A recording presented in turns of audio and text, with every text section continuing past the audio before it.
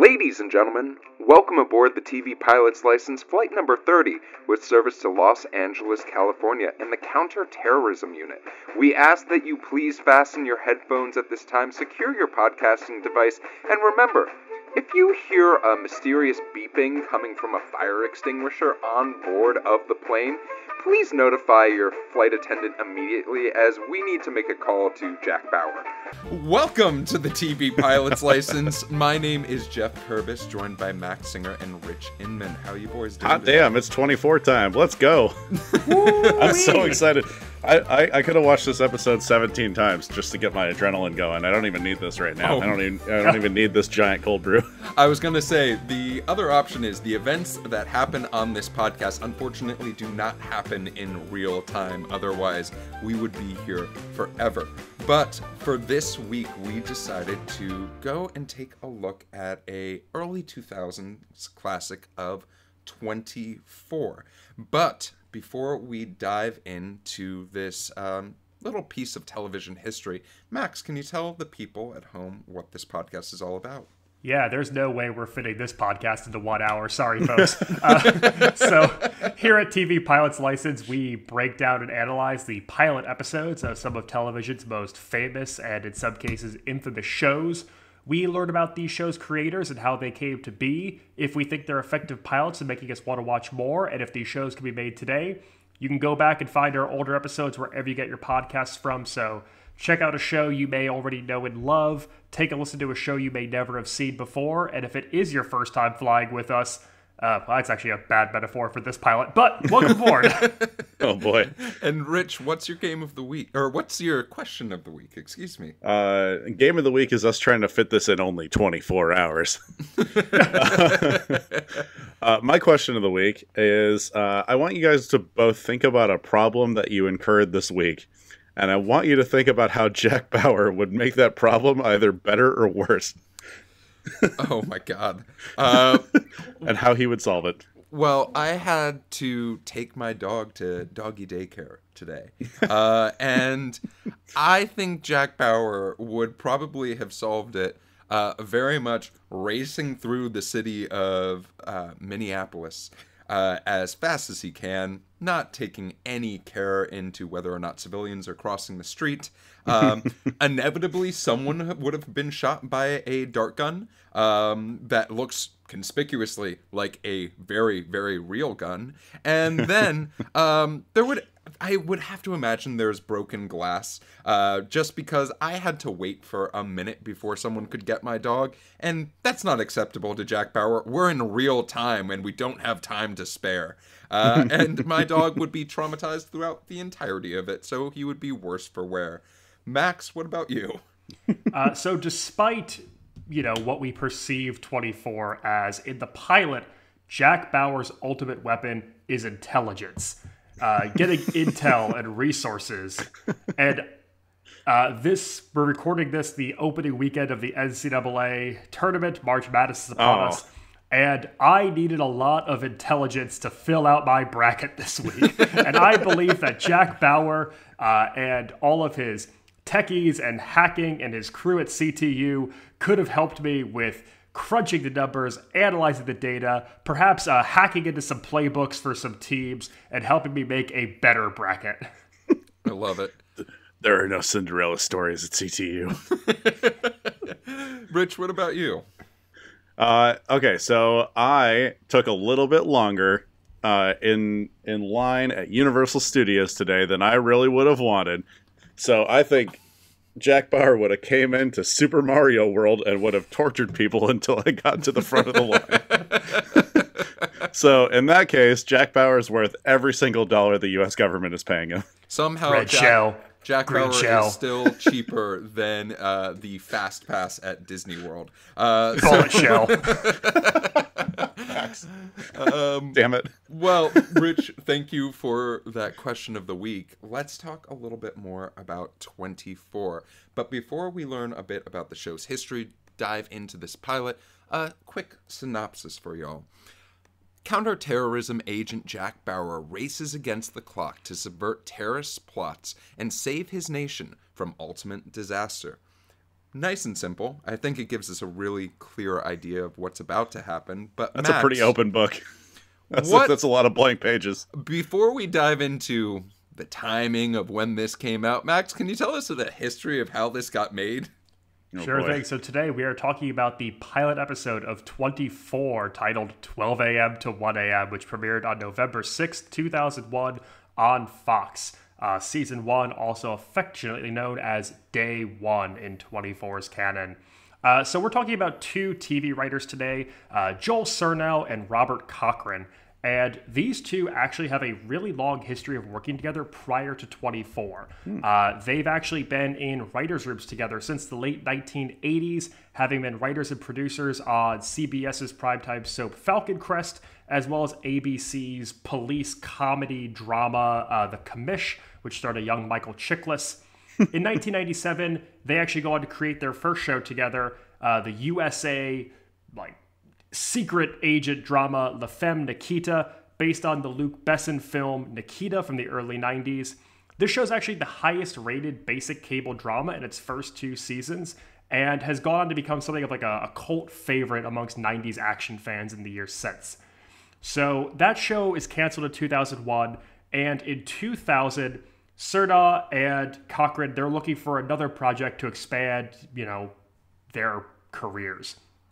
And the story goes that Surnow gives Cochran a call and pitches the concept of a 24-episode drama that takes place over the course of a single day, each episode just being 1 hour of a day.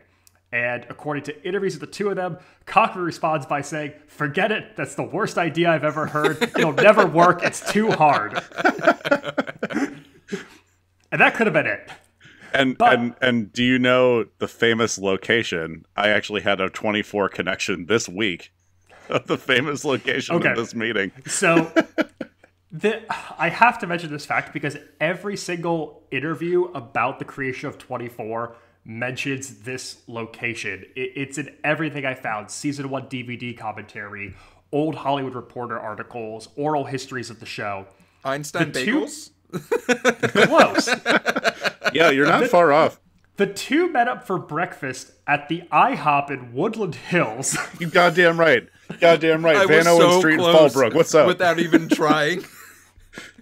I literally drove by that IHOP this week, and after reading the Wikipedia page, the Wikipedia note that they met at the Woodland Hills IHOP, I was like, damn, that's a really big IHOP. And the fact that it came up merely 48 hours later. Do we think that people who are a big fan of this show go to that IHOP and try to find the table and sit and be like, this is where it happened.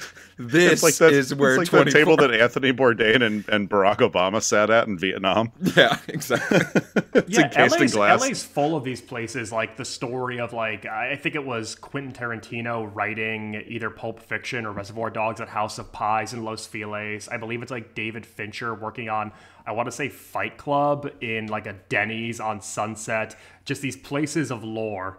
Rich, I'll meet you out in Woodland Hills. We'll go get a Rooty Tooty fresh and fruity.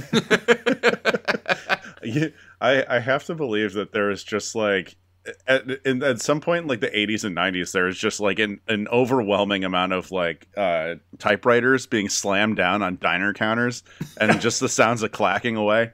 I mean, everyone makes fun of people being on their phones and laptops at Starbucks and shit like that, but people were doing that way beforehand. Smoking while doing it. Yeah, we're gonna be talking about phones more because holy shit, the pushover of the typewriter every time you have to go to a new line. All right, back to the creation of 24 though. So the first idea for this show was actually such lower stakes than what it ended up being.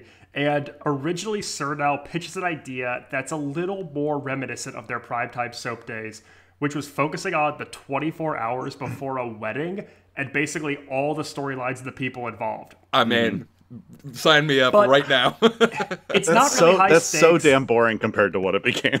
Well, also, people don't stay up for 24 hours straight, so it's hard to do a real-time 24-hour show, because there would just be hours in the middle where people are sleeping. It doesn't really work. So they start to figure out, how do we make this more of a race against time? And they draw elements from La Femme Nikita, and they basically end up creating this fictional U.S. government agency, the Counterterrorism Unit.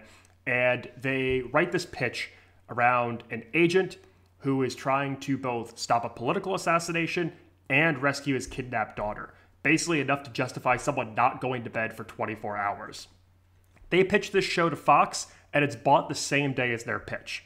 However, as they're assembling their writer's room, they learned that writing in real time is a pain in the ass. Because if a character needs to get from point A to point B, you can't just automatically show them in the next scene. If someone's stuck in traffic, that character is going to be showed as stuck in traffic.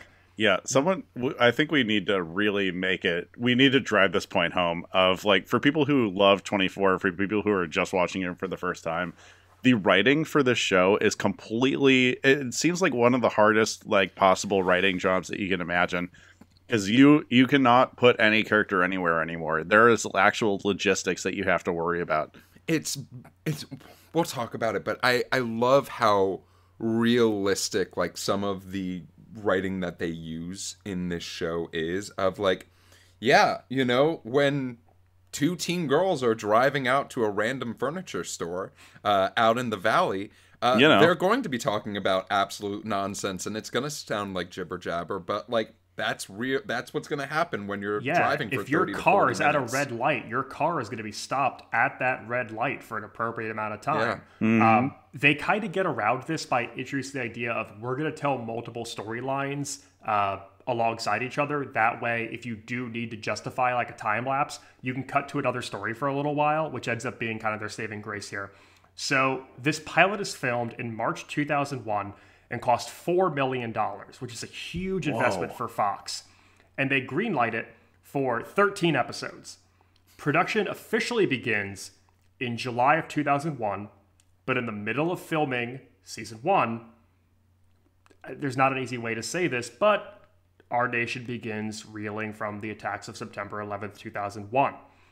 Production on the show continues despite network mandates for what's dubbed blue sky shows and comedies. Mm-hmm. And they do delay the premiere of the show from October to November. Yeah, it's 1 week. They delay it 1 week after a national terrorist attack. So they delay it from October 30th to November 6th. They also only agree to air the first 3 episodes of the show. So Fox basically says, we're going to put 3 episodes out there, and we're going to see what the response is. Now, we're going to get more into this with The Legacy.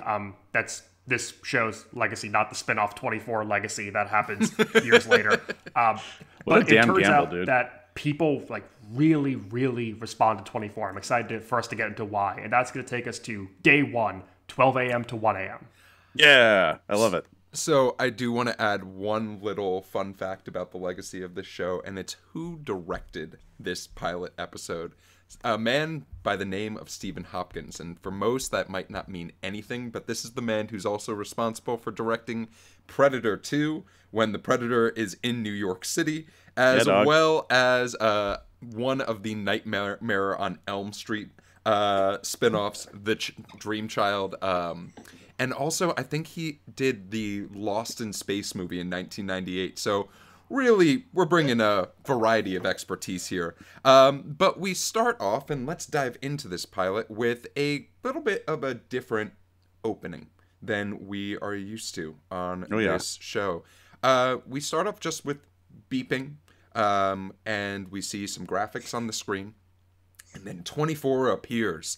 And then we get the following quote.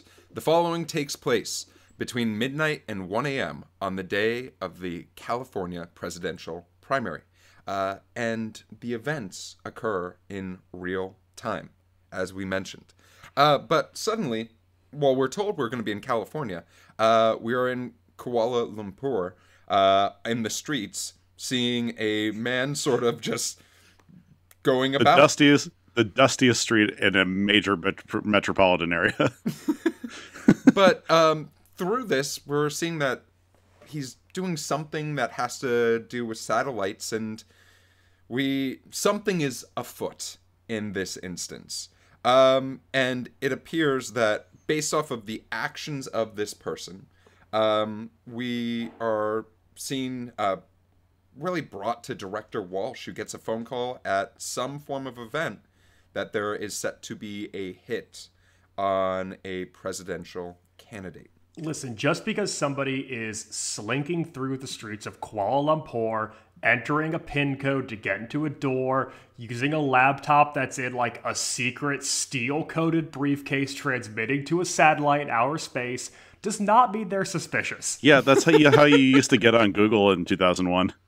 Yeah. This is also the first of many times we use this shot where we see the same character or the same event from multiple angles and picture, and it's so cool. It just sets the tension, it sets the stakes for this, and I love this camera work here. The lighting in this show is so cool to me in that, like, it's not necessarily the best lit. There's shadow, there's dust. We don't see people's faces all the time. They do a really good job. I saw a description of like the lighting almost being like comic booky at times in this, and I love the color palette they use. It's really cool. It reminded me a lot of like Indiana Jones color palette in a way of like when you were not in the US, it always had sort of this like ancient feel to it, and almost like this really interesting filter. But the thing that cracked me up about this, we have these multiple shots like all over the screen, is not but like a month later, from the December 7th of 2001, the new Ocean's 11 comes out, starring George Clooney, directed by Steven Soderbergh, and literally using this same sort of shots of having multiple things going around the same person. And you have to know that like Steven Soderbergh's watching this and being like, "Are you fucking kidding me?" Yeah. We literally were about to premiere this really cool idea, and then 24 that they spent stole the it. world's most amount of money on. Yeah, exactly. At Terry Benedict's casinos, and this is what happened.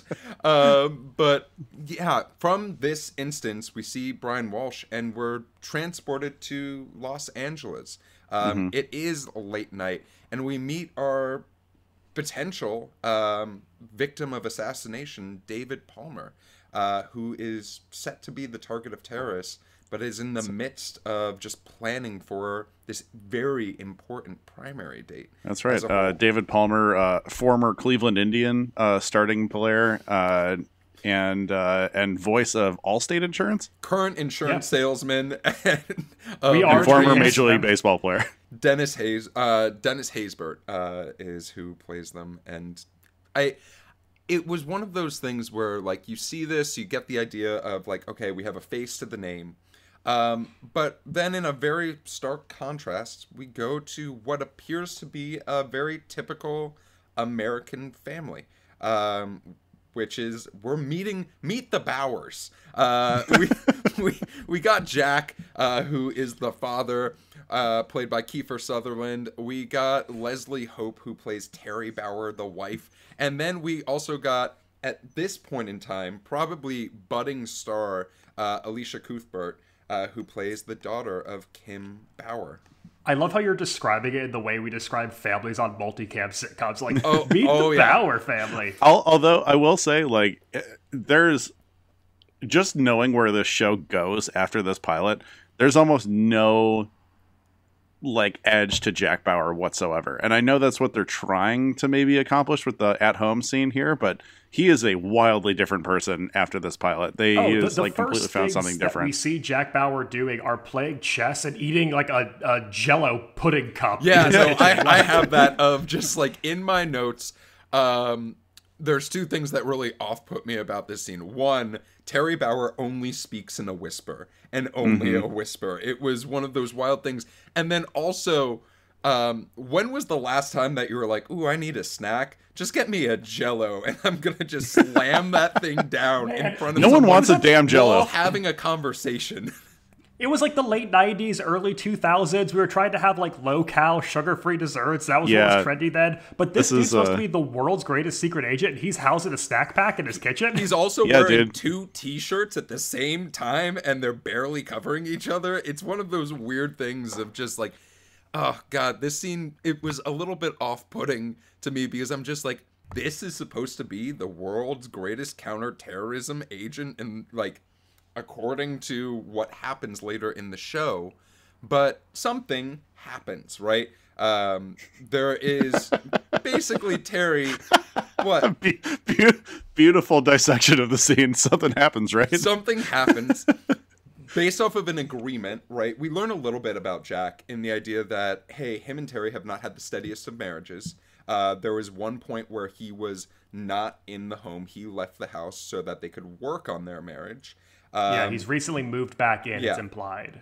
And because of Kim sort of being a little bit not like the greatest relationship with Terry, Jack and Terry decide, hey, let's go and have a conversation with Kim to establish like really the rules of how things are going to work in the house and make sure everything is just good.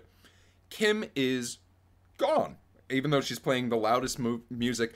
I do want to give credit to whoever designed the set, because the posters on Kim's wall were all fantastic. Just a couple that I'd like to point out. There was Coldplay. We had Green Day. We also had Tupac Shakur shirtless just over her bed. And I was really just a big 2001, fan of the baby. decorations. But Kim is missing. And right when Terry and Jack need to be focusing on that, Jack gets a call from work. We don't know what he does at this point, but it seems urgent enough that he needs to go into the office right away. Jack has to do a 24-hour shift at IHOP. Jack has to finish his snack pack. I miss the Lorna Doone generation. Yeah, as far as the... Laura Dern. Laura Dern low sugar snacks. So, as it comes to this pilot, and Max, as you discussed, there's a lot of different storylines that happen. And today, let's just start following and thinking of, rather than trying to follow everything in real time, let's break it up and see a little bit of how each of our characters that we've started to meet, as well as two that we have not met yet that we'll talk about on a plane, are really interacting and what they're experiencing in real time. Where do you guys want to go first? I'm going to leave it up to chance. Okay, so are we going off of location, or are we going off of time in the episode? Because I definitely... Let's go off of location. Why not that? So we going to work? Let's break down the... What are we doing? Let's do Kim and Janet. All right, cool. So Kim and Janet are off to meet some hot college sophomores who go to San Diego State, which is nowhere near Los Angeles. Yeah, that's your first mistake. It's a casual 3-hour drive up to this furniture store. Never trust someone whose mascot is an Aztec. And they go to this furniture store in the valley. Instantly, I had some questions about these two gentlemen. Yeah, me too. What part of the valley? You can't. It's big. Yeah, Rich is like, where's this furniture store that I can party at? It looks great. I'm not going to try out any of the beds. Oh my god. Yeah, things that are really concerning though in this, obviously, that it's implied that Kim is like waiting to get her driver's license and they're partying with college sophomores. This is just really disgusting. Don't meet up with dudes outside of closed furniture stores in sketchy purple vans. Just stay away from those guys. Kim and Janet are also they're blasting Bouncing Off the Walls by Sugar Cult when they're going to meet up with these guys. Just absolute ass rock playing in their car. This is maybe one of the best shows with the worst music that we've covered. It's just these teens blasting Sublime and Sugar Cult and just real shit music. Just real shit radio rock. Yeah, dude, that's all they had back then. Look, you're growing up in 2001 in I don't know, the Valley, quote unquote. Look, you're growing up with a lot of Yellow Card, a lot of Sublime, a lot of just a ton of like really a lot of Red Hot Chili Peppers. It's very California music happening right there. It's very chill. I see nothing wrong with this. You're just describing my iPod Classic in 2004. Look, it's no phones, just vibes, no practicing Santeria.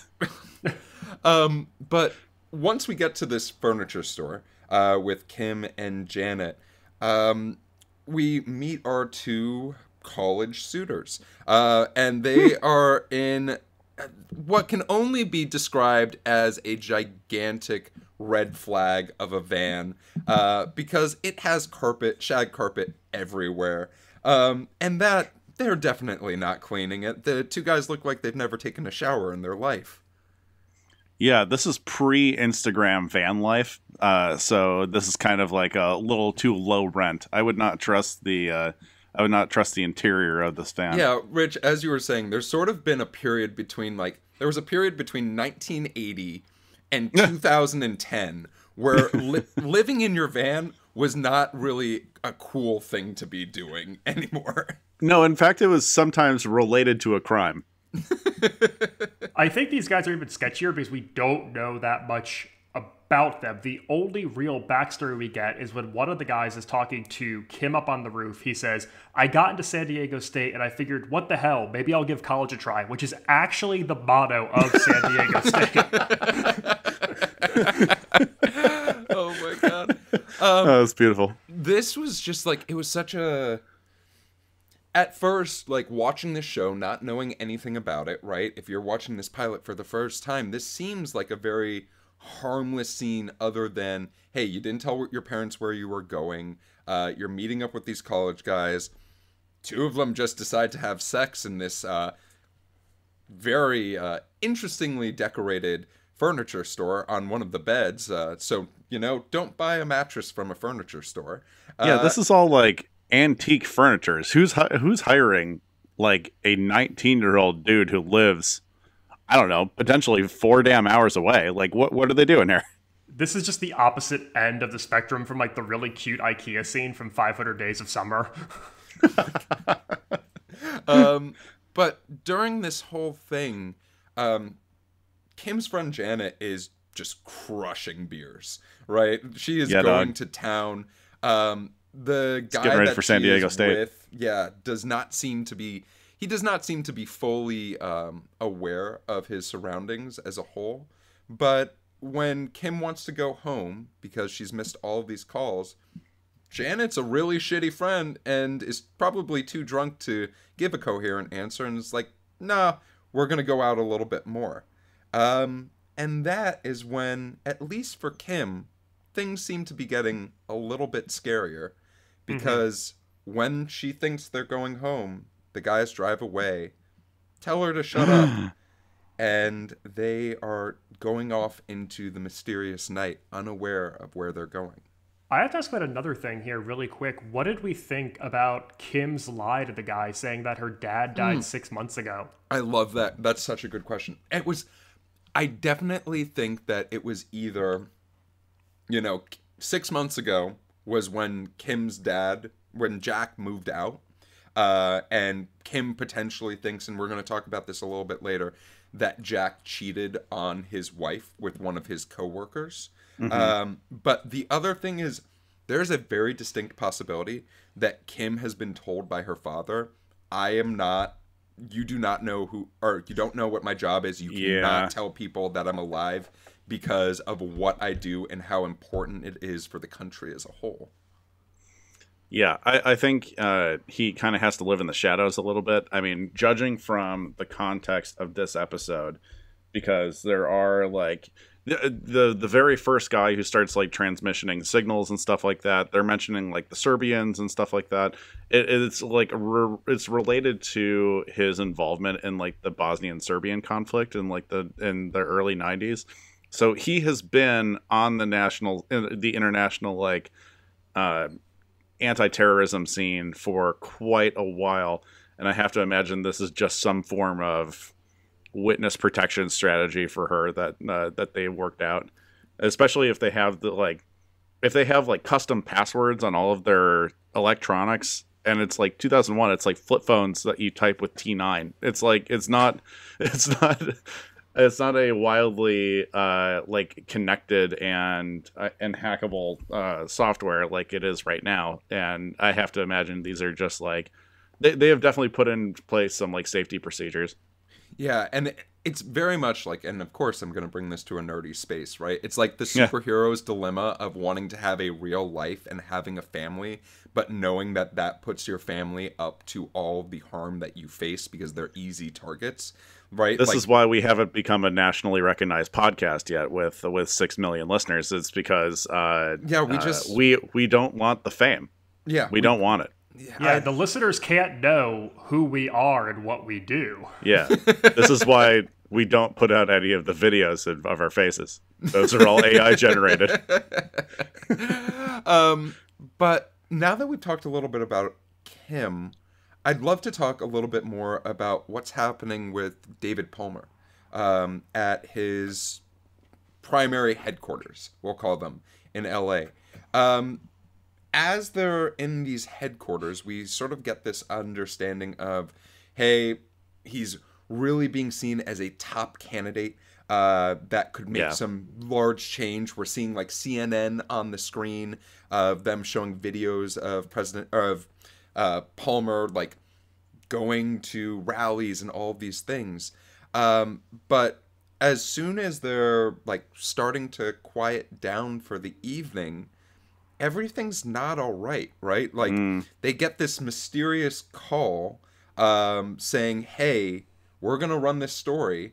And as Palmer starts to freak out a little bit, he calms down. Person definitely says they're going to run it no matter what he threatens. And we sort of don't know what is happening. What is the skeleton in the closet for David Palmer? I think it was an interesting choice of them to not give much attention to the actual campaign headquarters for most of this episode. Like, they cut back to it maybe like 2 or 3 times, but overall, I mean, for the reason for all of them being there, for them all like basically being the catalyst of this entire storyline, that there's going to be an assassination attempt, and obviously, I guess when there's an assassination attempt, you don't inform the person you think is in danger. I don't know if what that protocol is, but what Geoff just described is like the entirety of David Palmer's like plot line for this entire like hour-long episode. Yeah, I think the first cut here is pretty strategic in that it's like after we get the intel of the soon-to-be assassination attempt, and we get this sort of like contrast, this calm before the storm, and like they're working on the speech, the energy is good, they're excited for tomorrow, what it has in store. And as we see the Palmer campaign throughout this episode, that sort of casual jovialness decreases each time. It goes from being like lighthearted speech edits and very jokey to getting a very strange phone call on one of the staffers end from a character that we'll discuss a little bit later on. And then the third time is when they're getting a call from a major news network. Because that's something that we need to mention too. It's not just some random call of like, Drudge Report, I'm going to link you. This is like a major primetime news story that's going to come to light. That's going to threaten his campaign. Well, Max, to be fair to David Palmer, he is the senator from Maryland. He's not used to Pacific Standard Time. For him, 1 a.m. in the morning is 4 a.m. He's been up forever. It's true. You got to live on an international schedule, man. You got to learn how to sleep when you can. Sleep on the plane. But Max, as you were saying before I so rudely interrupted you. And then I guess the last thing here is that Palmer in the world of 24 is described as being the first African American with a real shot at the White House. And absolutely leveling a crushing blow to Shirley Chisholm, which is not super unfair. I was going to say, like, I think, like, Al Sharpton has ran at this point. Like, people have, like, had campaigns. But, yeah, David Palmer is seen as this, Jesse Jackson is seen as, like, this real contender. And I do just like how we get a little bit of him, but like, he's not a major part of this episode. Yeah, it was definitely... I like the idea of putting a face to a name in this instance, because it could have been very easy to just say, like, hey, we're just going to say, like, oh, there's this really important primary person who's going to be possibly the target of an assassination attempt, and you have to save him. Instead, it's like, here are the stakes, right? You're going to start to really embrace this guy who seems like super nice and super interesting and like just a good, like someone whom you might vote for, even though... Because we've all seen the other version of this where this character is just a MacGuffin. Yeah. Like, we've all seen the story where this person is just a name that is used to drive a plot forward, but now we actually get a face to it. Yeah, and we understand that they're not... For the people at home, and also for myself, what is a MacGuffin? A MacGuffin is a person or object that its sole purpose is to drive the action forward, although they're not necessarily like a major character themselves. So like everything in Lord of the Rings is centered around the ring. In the Avengers movies, they're looking for the Infinity Stones. In Saving Private Ryan, Ryan himself is a MacGuffin because the whole thing is you're trying to get to him. Is it a reference to something? Is something named MacGuffin at some point? If you want to look that up, all right, Mr. Theater Man, your time is done. Yeah, I studied theater. This is a film term, Richard. Yeah, I'm so sorry. There we go. Waiting for MacGuffin. But I like that this character has depth. I like that this character seemingly has flaws that we will find out if you watch more than just the first episode. And it adds to the stakes of the episode as a whole. But let's move forward a little bit with Jack Bauer. Yes. And one of the ways that they start to try to establish that, ooh, Jack is a gritty guy and you don't want to fuck with him, is as soon as he leaves the house. That was the original description for the show. Ooh, Jack is a gritty guy and you don't want to fuck with him. Jack calls this guy named Vincent, who seemingly is Kim's ex. And like this 30-second I love this interaction gives us so much background on how shitty of a decision maker Kim is, because not only is Vincent most likely drunk, he has like a loose-lipped cigarette in his mouth and a gigantic tattoo on his back that just says Irish. Happy St. Patrick's Day to everyone this dude listening. followed Sugar Ray around for a while. And you can just tell that this is Jack's first instinct. Somehow he has Vincent's cell phone number. Somehow he is able to call him and threaten him while also Vincent has nothing to do with Kim at this moment. And it's sort of the establishment of like, hey, if you're fucking around with my daughter, you are going to get fucked up. In a much more network friendly phrase. in honor of Vincent's really shitty Irish back tattoo, we are recording this episode on St. Patrick's Day. That's why we chose 24. But yeah, so far all we've seen from Jack Bauer is eating Jell-O and harassing teenagers. He's not a great dad. Yeah, he has somehow developed like a very casual relationship with this dude, and it's so funny to me that he's like, that they can have this back and forth together, because if anyone knew what Jack Bauer did for his real job, that man would be afraid for his damn life. But they do this with Jack multiple times in this pilot too, where it's like in the midst of dealing with like the big story, Jack uses like his agency to do a little thing affecting the Kim storyline too. Yeah. We see this where like the first call he makes after like being told you need to report to CTU is calling her ex-boyfriend. There's a point a little bit later on which doesn't deal with like the main storyline, so I'll just say it now, but it's like you think he's trying to get like hacking intel into like the main case, but it's actually him needing to get his daughter's email password. Yeah, his daughter's email. Which also, her password is life sucks. So, question for the two of you. That's such a bummer. Do we think that Jack... Well, first of all, that's a super shitty password. We need a few numbers in there, a few random symbols as well.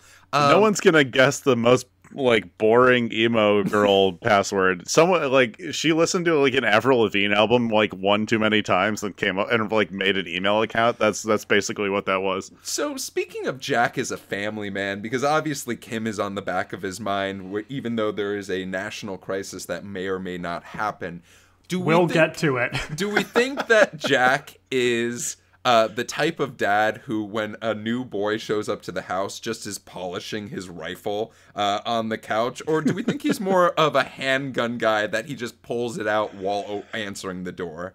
Yeah, Jack's more covert than brandishing a weapon at someone who's new into his house. Also, they kind of don't want to draw suspicion, I would imagine. Like, you know how, like, if you're in the FBI, if you're in the CIA or whatever, actually FBI is a little different. If you're in the CIA or something like that, some sort of covert ops situation, you're not talking about it ever, because I think that's how you get killed by the U.S. government.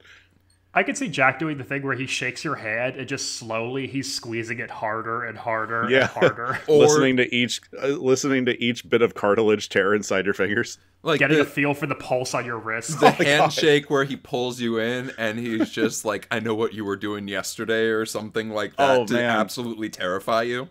You guys haven't watched this season, but in a future season, there is a handshake-based bioterrorist threat on David Palmer, which is so funny that you brought that up. So incredibly funny. Oh, man. But back to CTU. We get to CTU, right? And we start to get introduced to some of these, some of Jack's coworkers, right? That he is going to be working with. We have Nina, who seems to be like Jack's second in command almost. And then we have the Tony, who has the greatest early 2000s soul patch I have ever seen in my life. Yeah, it's its own character. Yeah, and like one of the things that is said fairly early on is when Jack gets to CTU, he's informed like, hey, I'm only informing you there is a potential hit on this person, but also you have a side mission, side quest, and that is, we think that there is someone involved at the CTU who is allowing this to happen. And I feel like they're using, now, I do not remember, I watched 24, I do not remember this first season, but I feel like they're using Tony almost as a red herring, right? Yeah. Of being able to be like, he has a soul patch, so you automatically can't trust him, and he seems like he hates Jack. Yeah, there's they do a lot of red herring stuff in this show. It's like, it seems like every single episode there's at least 3 like, are they the bad guy kind of things. And I think this use of Tony is kind of, it's a little bit gonna come back and bite them in the ass, in the way that the kind of like just fear of brown people thing just like becomes a recurring theme in this. I mean, they try to do a better job of making sure it's not like just the Middle East attacking the U.S. in this show. And I definitely, I don't know. Well, okay, let's preface by saying we have now discovered that there's a mole in CTU. And I think that's a really important thing to establish on episode 1, because that really sets up an extremely long plot point of like, who is it? Who is it? Even though there's only so many actual people in CTU. But yeah, they really give you the, it might be Tony. It might be Tony. Just for those at home, when Rich speaks to the mole, we are not talking about the game show in which people travel the world or Australia, and someone's trying to ruin the cash flow. Why do you think this is a game? They have Kim. We get a really important line from Walsher, though, in this closed-door meeting with Jack, where he says, don't trust anybody, not even your own people. And it basically sets up one of our rules of the show, which is that, like, everyone minus Jack is a suspect.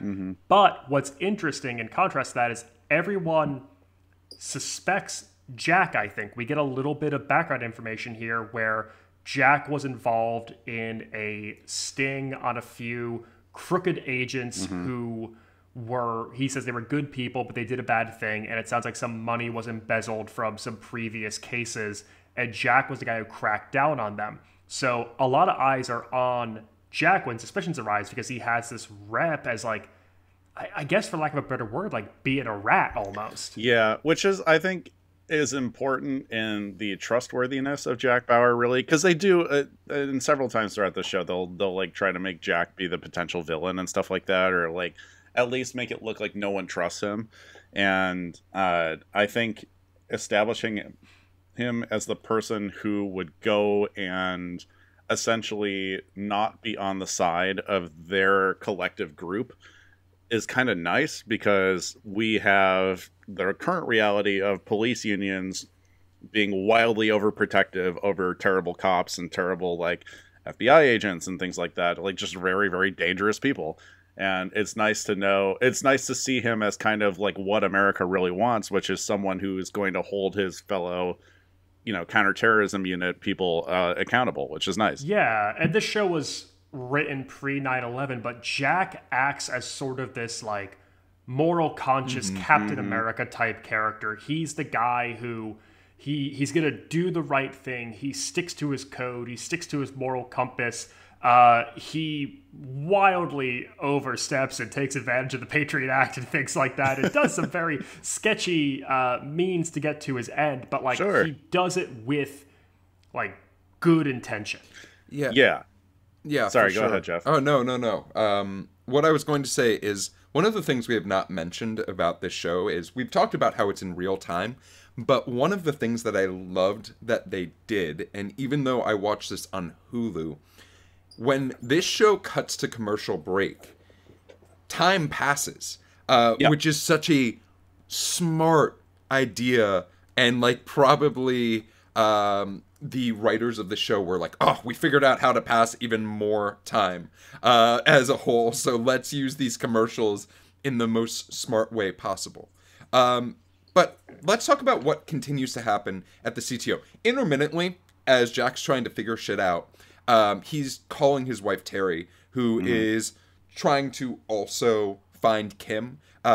With Jack's help getting the password, they're able to get into Kim's email.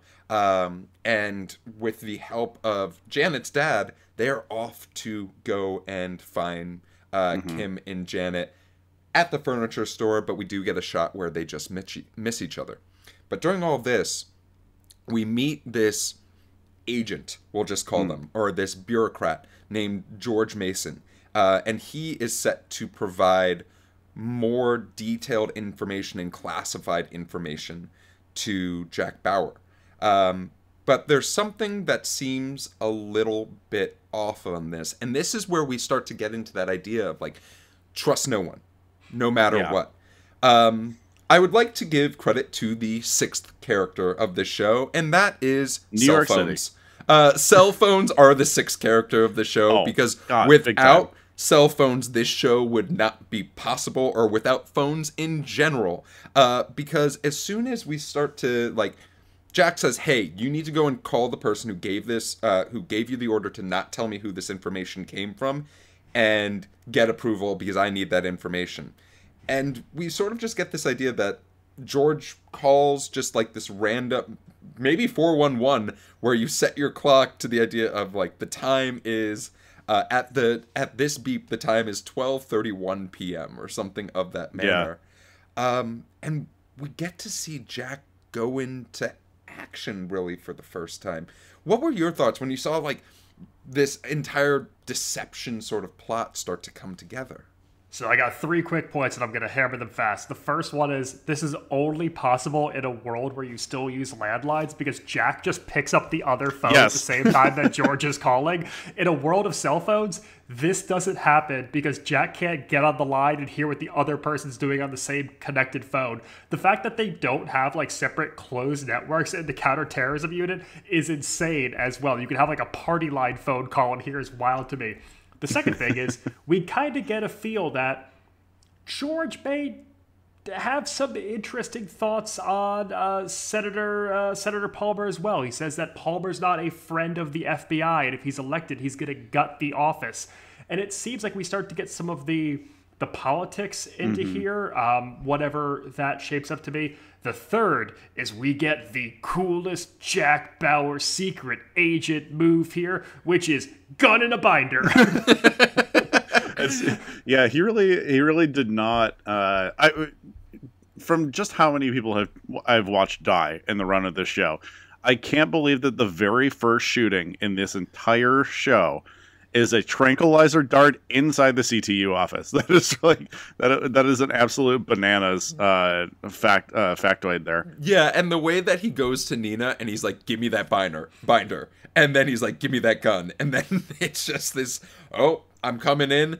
George is like, "Oh, well, I tried," and like, here's the information, and then he just shoots him right there. Was fantastic. You know what I also wonder is that okay, so this another major moment of this is where you kind of see the very first break of Jack Bauer in general, of just being, oh my god, what's this guy capable of? If he's going to shoot someone in his own office, like what is he going to do next? Yeah, because he goes very quickly from like cool, calm, and collected to dart to the leg and sleeper hold on the couch. Yeah. I think this moment, and I just realized this now that we're talking about it, that this might have been the moment where the creators of the show are trying to test how much violence they can actually get away with. Everything else kind of happens off screen in the show. Like a lot of like the actual like danger happens off screen, whereas it just very quickly doesn't in the remainder of this the series. But I think this is kind of like a dip in the toe in the water of Jack Bauer violence. Well, you speak about there not being that much violence in our face yet, but I'm gonna just like casually, for no reason whatsoever, bring us to an airplane that's flying over. That's flying somewhere around the Mojave Desert. That's not important. With our biggest red herring yet. Yeah, and there is a man who seems a little bit a dark and mysterious man who has agreed to photograph David Palmer for a magazine. There's no photographers in Los Angeles, famously, so they gotta bring one in from Germany. And we get, so the reason, my wife called it first, but we meet this woman who seemingly is drunk or inhibited in some way, and she's fawning over our photographer once she finds out that, oh, you know David Palmer. We get our second sex scene of this show, which is real fast. Baby. Mile High Club, congratulations, high fives all around. In the biggest damn airplane bathroom you've ever seen. Yeah. Did you guys notice that airplane actually had a bar behind the two of them? It was also designed as if it was the 70s. I was going to say, it was like an Emirates flight with like the giant bar and the bar stools. This guy, though, he's such a red herring in everything we see him do. He's sitting there just looking sketchy. He's fiddling with his hands, asking, how much longer till we land in Los Angeles? Yeah. He's showing this woman just pictures from a magazine, being like, yeah, I took that. No, you didn't. Fuck you. It literally took the magazine out from the back of the seat and was just like flipping around, and he was like, that's what I took. But what I think is cool here and how like the misdirections work is we see him get on the phone from the plane and call someone who's like in Senator Palmer's circle at one point. And all I could think is like, oh, like the call's coming from inside the house. This guy's obviously a terrorist of some kind. He's got a connection literally sitting right next to Senator Palmer. And things change over the course of this flight. Yeah. I would sure say so. Yeah, so let's go back to the CTU really quickly. During George's little drug-induced nap that Jack was responsible for, Tony did some research on George's finances, because Jack thinks that George had something to do with a couple $100,000 going missing from a case that they worked earlier. A few bank years account ago. in Aruba. Yeah, a bank account in Aruba, and he's using this as blackmail to better understand where this information is coming from, what are the sources, and we do have this, like, interesting, the many sides of Jack Bauer, right? Seeing how skilled of an interrogator he is, what is he willing to do to get the information and find the truth of the information as well. Also, in his pursuit of information, we get the line that just best encompasses U.S. intelligence and politics in 2001, which is, do you have a warrant? Okay, if it's pretty important. Yeah, truly, this is like I don't know. This is an office of maybe like 6 people. Like, I don't understand why you would go up to someone doesn't have a warrant. You just watched him all day. Like, you can see him from your desk. Also, very very important that Jamie has the ultimate like early 2000s hacker look. Oh yeah, yeah, fucking she's wearing a crop top shirt. She's wearing a graphic tee to a counterterrorism unit office. She's got pigtails. She looks like she's listening to the Pixies on her headphones. Like, it is like major hack into the mainframe vibes. I was gonna say, it's that trope in these shows, like NCIS has it too, where it's like there's somebody who works for the government who got picked up because like they were just a really good hacker, but they're like alt and edgy. Yeah, they're a different taste of what we do here at the CTU. We're not like all counterterrorism units. We're the Jamie cool got ones. so bored of making the best Zanga pages on Earth. It's time to put her skills where they really matter. Taking down Al-Qaeda. Oh my god. Max, go for it. Well, there's an important thing too. Like, obviously we're focusing on the interrogation and Jack's methods and everything going on with George Mason, but there's a little bit of personal background we get in here too, which is, it sounds like Tony and Nina were/are maybe a thing, and Tony reveals that Nina and Jack have a personal history together as well. Mm-hmm. So we've touched or already might have. earlier on. Yeah, we're not exactly sure. We're not sure, but there's crumbs being laid out there. We know that Jack's had trouble at home. It seems like Tony has animosity towards Jack. There may have been a Jack and Nina fling at some point. So we're just dropping more crumbs. Like, this entire show is just like dangling threads that we're going to go down at some point. So, for this office being wildly small, there's a lot of inter-office drama for people you can visibly see and have within earshot from you. I would hate to be in this HR. They are just up to their ears. What HR? They just use dart guns when they disagree with people. Yeah, true. That's gonna be a hell of a meeting. Before the interrogation, though, with George, there is this really interesting scene between Nina and Jack where they discuss the idea of what makes a bad person, right? Mm. And sort of the morals that are associated with it. And Jack very simply says they were good people, but they did one bad thing, and that was one thing too much. We see Jack get into action, right? He's able to basically just show George, hey, this is, we found the bank slip that you took all of this money, and I'm going to press this button in 5 seconds. Initially, George gets up. I thought he pressed the button, and I was like, badass as hell. Like, way to just, like, frame yourself. But we don't know who the source is. George gives it, and then gives Jack a very stern warning of, you have no idea what you just got yourself into. This will not be the last you hear of me. Before I assume he just of me, Bauer. I just assume he just blows up into smithereens at some point in the rest of the season. Oh, Rich, I wish you didn't use that term because we're going back to the airplane. Oh no. And this is when I think this show was able to establish the grandeur, the stakes of the show. It's also where 3.9 of the $4 million was spent. 100%. Because this mysterious woman who was flirting with our photographer and had sexual relations with our photographer walks to the back of the plane, and we see our photographer starting to look for his wallet, or what we assume is his wallet.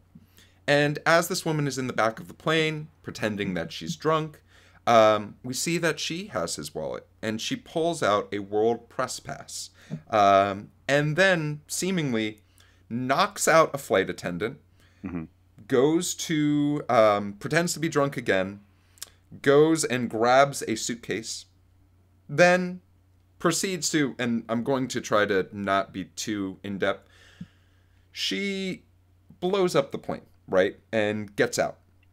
And this she was sucks when herself out the door of the plane. Well, you could say it. She changes into like a Halo. This is a Mission Impossible-esque like scene, and the thing that's terrifying is I was so genuinely surprised, because in the back of my mind this entire time I was like, 9/11 had happened like 3 months ago. 9/11 or 2 months ago. 9/11 had happened 2 months ago.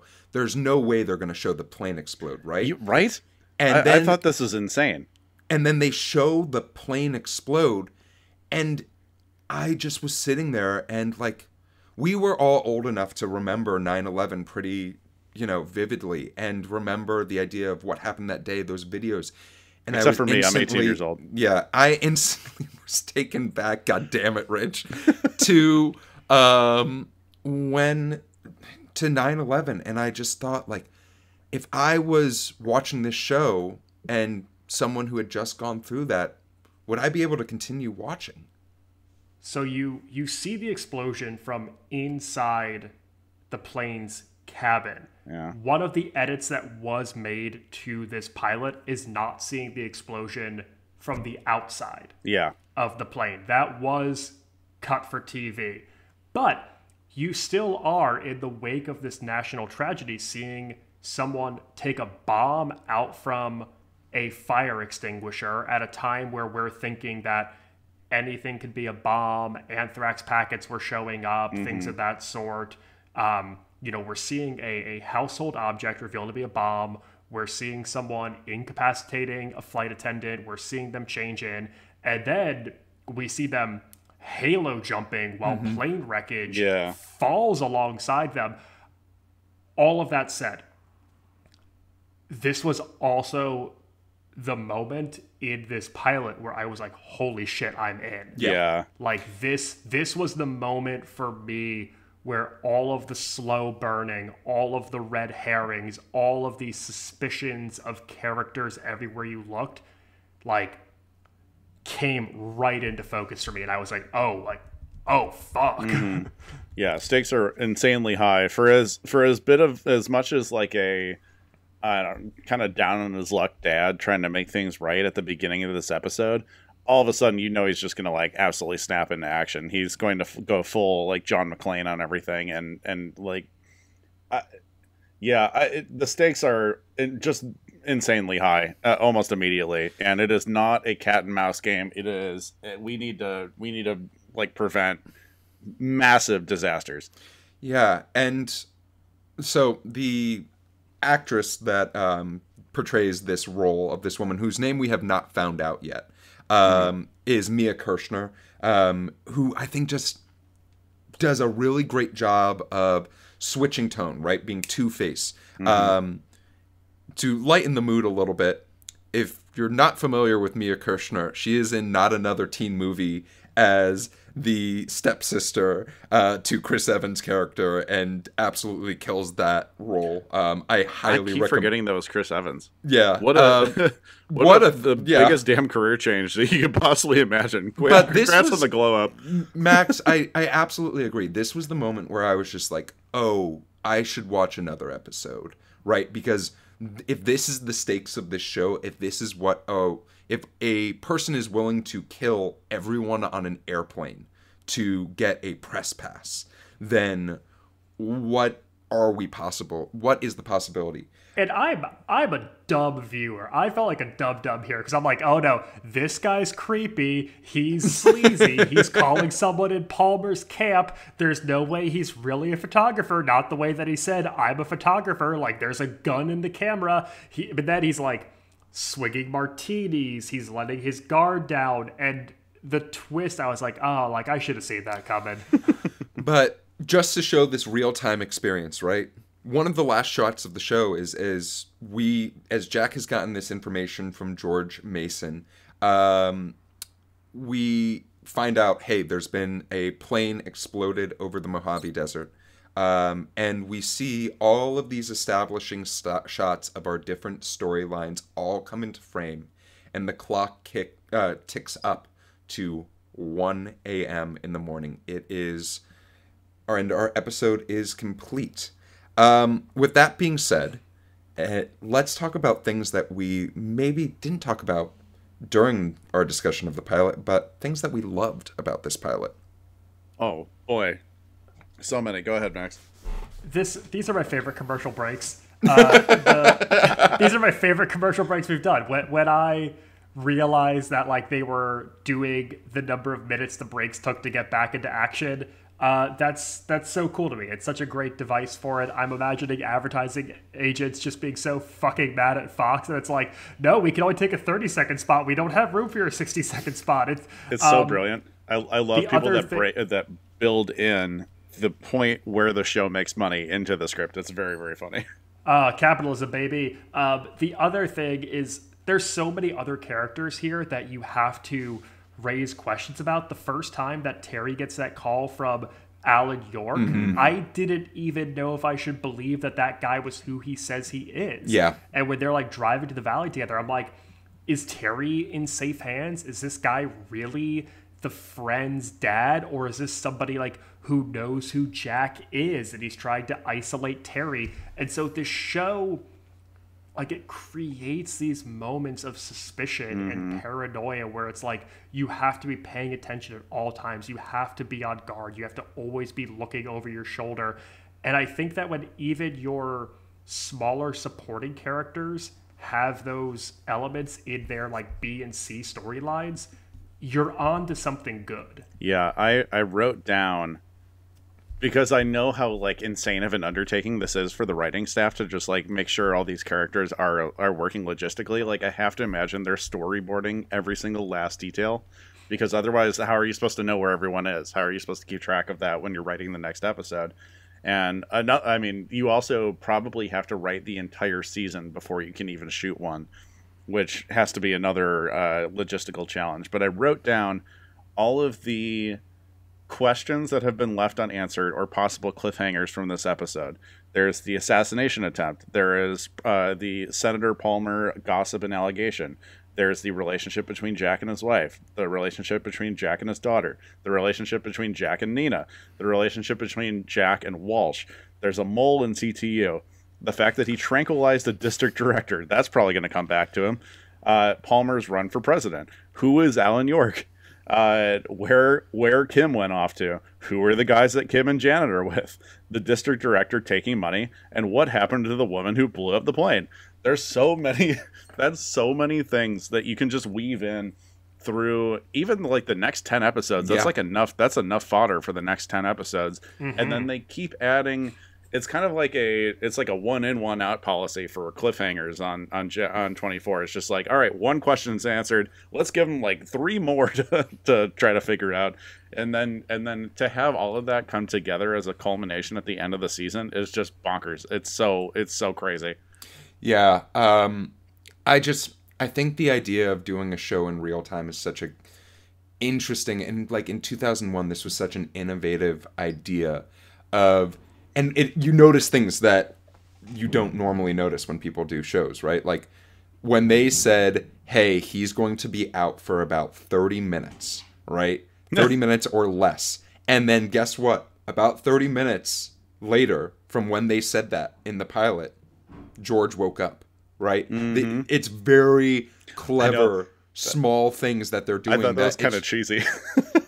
I want to see like when people talking like exact minutes in a show that's in real time. It's so funny. I just want to see a C storyline where it's Jack Bauer orders a pizza and like 30 minutes later the pizza shows up. That's that is definitely on the cutting room floor of like SNL and like right after the show debuted. Well, what were some things that were wait a minute moments for you about this show? I think just that. I think it's the references to time. I think it's because, like, yeah, I get it. It's all in real time. Okay, one of the main reasons that they started doing the Ocean's 11 multicam thing is because this whole show revolves around so many goddamn phone calls that it's almost impossible to track or count. It's going to be so important to the show, but also like. Phone calls are not wildly interesting mechanisms for storytelling, so I think that's the only part about this that and I can't think of any other workaround for this of like relaying information to each other, because you don't want text. No one likes it when a phone shows up on screen and you have to like walk up to the TV and squint at it really hard and just to try to read what's on someone's phone. and you can't like fax everyone. So like I don't know. Are people going to like Kinko's to relay information to stuff? And this is 2001, so if you were texting, you had character limits per month. You could only send so many texts on your plan. What happens when Jack Bauer runs out of minutes? Max, what's next week? What's your wait a minute moment on this show? I mean, for all of the actual terrorism in this show, the worst people are the college kids who are hitting on these high school girls. It's just really gross. I don't have anything more articulate. It just made me feel icky. All right. Wow, you just did a trolley problem inside your head. So, 2 wait a minute moments for me. One, when people say that texting in front of someone is disrespectful, the amount that people are on the phone while someone is trying to talk to them is so much worse. So I want 0 complaints when I'm answering a text message while someone's talking to me. Because if I picked up the cell phone, that is so much worse. Second Never thing, watched The West Wing. if this is a show in real time, the only time we saw someone go to the bathroom was to have sex in it. There's a lot more times when people are going to the bathroom in an hour. I refuse to think TV, baby. No, everyone's bladder and gut is so healthy that they don't need to go to the bathroom within that hour of time, and that was upsetting to me. All right, so I have another question for you. Our weekly question: who was your daddy of the week in this week's episode? Rich, I'm gonna make you go first. Can it? Okay, I don't want to take Jack immediately, but how can it be anyone but Jack? Like, I think. Well, actually, hold on. I shouldn't say that because Senator Palmer does his best cocaine bear impression, and that was my daddy of the week moment because that was hysterical. Number one, to have just like a serious actor do that in general. But yeah, big daddy vibes from Senator Palmer. Max, what about you? I mean, I'm just gonna take Jack Bauer. He plays a mean game of chess. He loves a Jello pack. He keeps an eye on his family while also trying to save the world. He's willing to utilize the Patriot Act to protect his daughter, like any good daddy would. Like any good daddy. And I'm gonna give a shout out to Richard Walsh, played by Michael O'Neill, because you know what? Who doesn't love a good mustache and a man who is high up in the government? I love that actor so much. Yeah, Michael O'Neill is in this pilot for maybe 2 minutes, but each of those minutes he commands your attention the entire time. There is a moment in a white male actor's life where you can say, I'm done acting. Or you can grow a mustache and play every government employee that's ever existed. Yeah, no, and Michael O'Neill, we applaud you. Friend of the pod.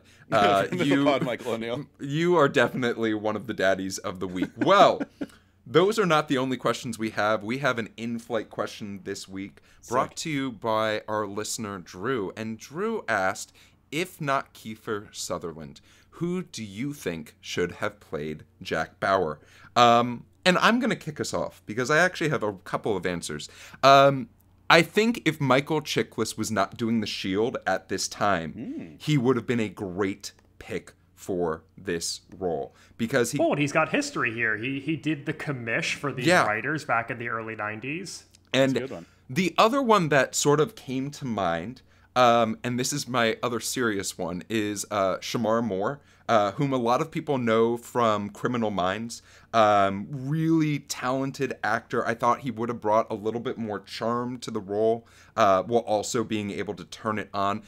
I have one joke answer, and that is Kevin James. I want Kevin James. You want Paul Blart CTU? I want Kevin James in this role so fucking badly. I was just thinking the entire time when I saw this question, I was just like, I could just see Kevin James, eating a pack of Jell-O, wearing 2 t-shirts. One might be a little bit too small, calling his wife, trying to chokehold someone, and it's not. I need it now. I need it now. I don't think what America needed in 2001 was born. Someone was a bumbling idiot, accidentally destroying Boston. Was the King of or Queens. something like that with like a mistake because he picked up like a chocolate eclair instead of his phone at the right time. America needed the King of Queens at that time, so that's boy. why Kevin James couldn't do the show. Kevin James accidentally shoots the dart gun into his own leg in the interrogation scene. Oh boy. All right, what about you two? So for me, I have to give it to an actor who owes a lot of his career to the type of role that Jack Bauer set up. And that's going to be Gerard Butler. Great choice. Because there is no Olympus Has Fallen without Jack Bauer. There is no Plane without Jack Bauer. The new movie which Gerard Butler plays, Chris Plane. But also, like, I thought about, he also, like, played, the sensitive dad part in The Worst Hour of Funny People with Seth Rogen and Adam Sandler. So, like, we've seen these two sides to him. Obviously, he's a movie star, and he probably would have been, I don't know if he was 2001, but yeah, I'm going to say Gerard Butler. Joke answer, because I guess it's what we're all doing. Richard Kind, because he's on a cop show now. Yeah, that's a great choice. All right, Rich, what about you? It's our weekly Richard Kind appreciation moment. Okay, so I don't know how old either of these people are, but I know that they would do exceptionally well at this. My number one Doesn't matter. Say it anyways. My number one answer, since he refuses to be James Bond, is Idris Elba, and since we know I he was can thinking do about that. We know he can do an American accent extremely well because no one knew that he was British when he did The Wire. No one. Yeah. I was going to say he was doing The Wire at this point in time. So he would have been perfect. Yeah, he would have been great for this. My other answer, and I don't think he would have been old enough for this because I don't know how much older he is than Alicia Cuthbert, to be honest, is Keanu. I think Keanu would have done an incredible job at this, coming off hot from The Matrix, which I think came out in 99. Oh, Keanu would have been old enough for this role. He got his career started like in the 80s. Yeah, but he looked really young in The Matrix, which had just come out like a year or two prior. He's just babyface. Kiefer Sutherland just has been like chain smoking and hard drinking and playing in bands since he started Stand By Me in the mid 80s. Yeah, I don't think he had to put on any makeup for Lost Boys. Joke answer is Carrot Top, I guess. I don't know. I can't think of a good one. Guns are a prop. Well, Drew, thank you so much for that in-flight question. Yeah, we'll Drew. talk a little bit more about how to submit those at the end of the episode, but let's talk about the history of the show. So, technically, there were 8 seasons of this show and 192 episodes of just 24. But we can't just talk about that because there was a lot more that happened. There was also 24 Redemption, which was a TV movie. There was also 24 Live Another Day, which was a 12-episode season in 2014. Wait, so it's just 12? There was also 24 Conspiracy, which was a spin-off that lasted 12 episodes. This time, Jack Bauer's getting a full night's sleep. So this series had really great ratings. The first episode of season 1 had 11.64 million viewers, but season 5 had the series' strongest ratings overall, with a premiere of 17.01 million viewers and an average viewership of 13.78 million. And funny enough, it ranked number 24 in its 5th season, which was its highest ranked season in 2006. That is the season 2 that all of the creators of the show, including Kiefer Sutherland, have said, like, this is when we hit our stride. Which I think is pretty wild because that was... I mean, that had to have been 2006, 2007. It was 2006 when they... This is like well into the Iraq War and like Afghanistan invasion and stuff like that. So I'm like... Well, they had so much material to work with. I guess, yeah, damn. It's like a revisionist history thing. All right, so let's talk about the awards for this show. So this show was nominated for 134 different awards and won 36 of them, including the pilot-winning Emmy for Outstanding Writing for a Drama, and the pilot won Single Camera Picture Editing for a series. Is this our first pilot that's won an Emmy? Actually, Desperate Housewives was. The pilot won the Emmy? Yeah, the pilot won no the way. Emmy. But, you know, just in case you might be curious who they beat out, for writing, they just beat out a small show called The West Wing. And for editing, they beat West Wing again, but they also beat out this little known HBO hit called The Sopranos. Don't know if you know them. Also, those... Shout out to Creative Arts Emmys wins. Creative Arts matter. So yeah, we support the SNL strike that's happening on April 1st. These 2 Emmys only represented 2 of the 20 total Emmys that this show won between 2001 and 2010. It also won 2 Golden Globes. You can find all of the episodes, TV movies, and additional seasons on DVD if you still like those things. There were also actually You can also find them on adaptions. VHS at my parents' house. There was, you can also find it on Hulu. That's where I watched it. Rich probably watched it on a Russian blacklist site. There were also... Hulu. No, Rich Hulu goes is out of his attainable. way. There were actually adaptions of this show in other countries. One was in Japan. And then there was one that was fairly successful in India that lasted for 2 different seasons. The show, there had been a lot of attempts by Fox to bring this show back, as recently as the spinoff of 24 Conspiracy. But really, Kiefer Sutherland's sort of been like, I'm not sure about that. And like, we'll see the script.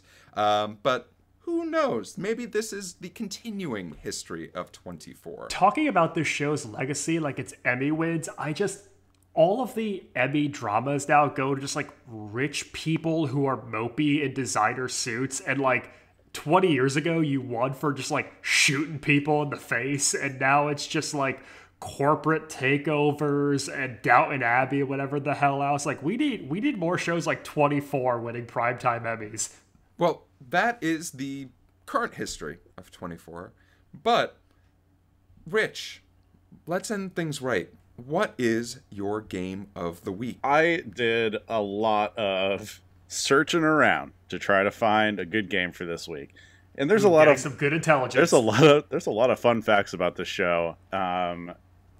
In the sense that, like, okay, Palmer becomes president at the end of season 1. Sorry for the spoilers. He is so the show takes place in universe across 18 years, an 18-year span. Palmer is the only president in that 18-year span to have served the entire term. They run through 11 presidents in 18 years. Can you imagine the state of the United States if we ran through that many presidents in that short amount of time? There's also some weird fun facts, like in season 2, Alicia Cuthbert accidentally gets bit by a cougar in filming one of the episodes in which there is a cougar. R.I.P. to P-22. Yes. But that is to say, this is all misdirection, because we've been playing Rich's Game of the Week this entire time. Done. What? Done. Done. The following takes place between the hours of 1 p.m. and 2:30 p.m. on a Friday afternoon. For major fans of the show, Jack Bauer's job is incredibly stressful. And being on a network TV show, you can't swear at all. So by the second season, there was a pretty viral sensation of a 24 drinking game where every time Jack says the word damn, you take a drink. Now, I have said damn a certain number of times this entire episode, and I want you guys to guess, was it 6 times, was it 8 times, or was it 12 times? Rich, before I... 6, that is not 8, and 12. That is not counting me explaining the game. All right, but Rich, I just have to ask for the audience, have you just been marking down on a sheet of paper every time you say damn? Yes, indeed I have. Oh my god, this is thrilling. So I am going to go 6 times. I think that you've only said it 6 times. What do you think, Max? How do we know we can trust you? Yeah. How do we know this is accurate? He has a tranquilizer dart pointed right at my head right now. 12 times.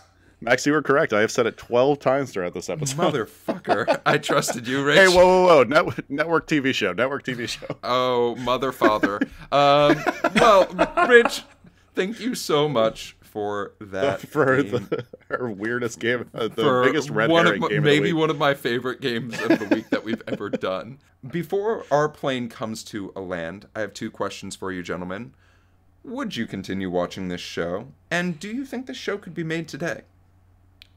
When I sat down to watch this, I thought in my head this was going to be a hard no for could it be made today. I just had this idea in my head of like post 9/11 TV, the lay of the land, where's the country, and watching this, I'm an absolute yes. This could be made today. Mm-hmm. I think more than anything, we've embraced the anti-hero on TV so much in this time. This is still like, I think season 3 of The Sopranos at this point when the show premieres. We're going to get characters like Walter White and Saul Goodman and Don Draper in the years to come. These dramatic anti-heroes, Kendall Roy. So yeah, I do think that a gripping espionage show following this like by any means anti-hero could still do well on TV today. Absolutely.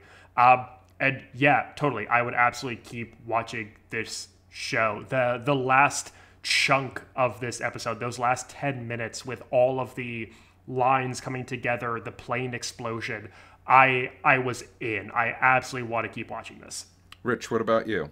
Yeah, I have to agree. I think a terrific point about kind of white knuckling it through the first like little bit of the show, because you don't know where precisely Jack Bauer is going to like show, like, I don't know, American ignorance, or like where our feelings were towards certain countries at the time, or like our blatant xenophobia that existed in the first like couple of years following 9/11. And I think one show that did an incredible job of, not to get too far off the rails, one show that did an incredible job of taking their very first episode after September 11th to the correct message is The West Wing, because they made their pilot they made their episode following 9/11 all about not profiling people, protecting the rights of Muslim Americans, protecting the rights of people who look like those that attacked us. And this show shows a lot of the details of torture and everything that we went through. I would love to see kind of like a reckoning for that in a show that it would be made today. There's also the massive difference in how intelligence is gathered right now compared to 2001. I mean, just like leaps and bounds ahead. And it would be interesting to see how they navigate things like drone warfare, bioterrorism, things like that, because, you know, legitimate threats, and we do have people in those exact jobs right now. It would be very hard to make this not giant among the QAnon contingency and like gun nuts in this country. I'm hoping that wouldn't be the case, but that is very much like, I don't know, the kind of blatant xenophobia, the kind of like pro-torture by any means necessary to protect the country kind of feeling that we had back in 2003, etc., is something that I hope would kind of be taken out of time. But I think it would just be for the wrong audience right now. But I still think it would be made today. That's every single made for Amazon Prime movie starring Chris Pratt that's coming out, though. That's every single reboot of Jack Reacher and you know, it's hard not to politicize stuff. anything. Like there are these shows and movies still getting made, and they don't turn us all into QAnon. Yeah, and what I'll say as far as my answer is, I think the version of this show could definitely be made today. I think we would have to not focus so much on the counterterrorism unit, as far as maybe expand this to the idea of how the government deals with a crisis, and having a little bit more of the idea of And I know 24 does a really good job of seeing it from the president's perspective and all that, but I think that sort of larger scope would allow for more people to get into it, more issues to come up, and for more variety in what the seasons is. It's not just, oh, it's another terrorism attack, or it could be, oh, this major tragedy happened, and this is everything that's happening around that as a whole. Like, right, if there was a 24 where there was a successful terrorist attack on the U.S. and it's the 24 hours that surround that, that'd be really compelling television to watch. And I know whether you're on the right, on the left, in the middle, in space, you would watch that because it is good drama is addicting.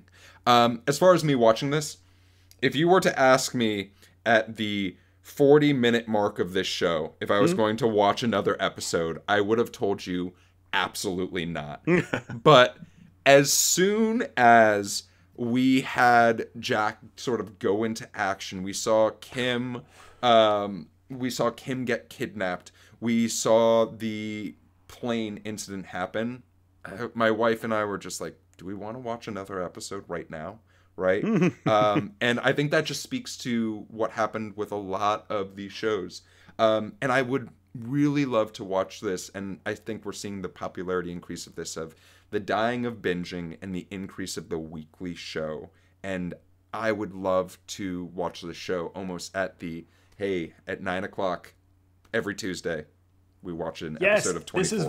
This is water cooler TV 101. Yeah. This is the type of shit that is made and written and produced so that you talk about it the next day and then you all look forward to it for a week. Bring that back. It's why HBO is crushing the prestige drama right now. Yeah, and it's why things like The Mandalorian are absolutely murdering, because it's once a week, you watch that episode, and then you get The Mandalorian murders? Oh, 100%. Oh, he does a lot of murdering. Oh no, Max. Well, our plane is coming to a land. I would love to hear where we can find you two gentlemen. I'm getting one of those big old airplane martinis that our dude drank, and you can find me on all things social media at Maxwell Sing. You can find original sketch comedy from myself and Rich over on TikTok, Dad Wagon Comedy. You can find me hunting down the cougar that bit Alicia Cuthbert and successfully bringing him back to the tribe. Biting it. And you can find me on Instagram at Damn That's Rich.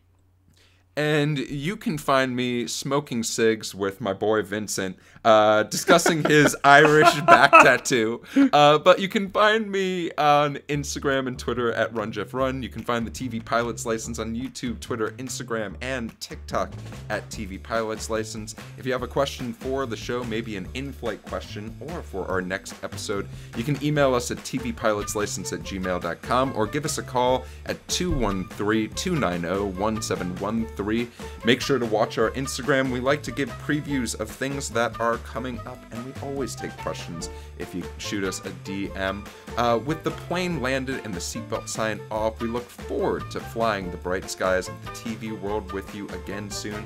And until then, stay great. Dun, dun, dun, dun. Oh boy.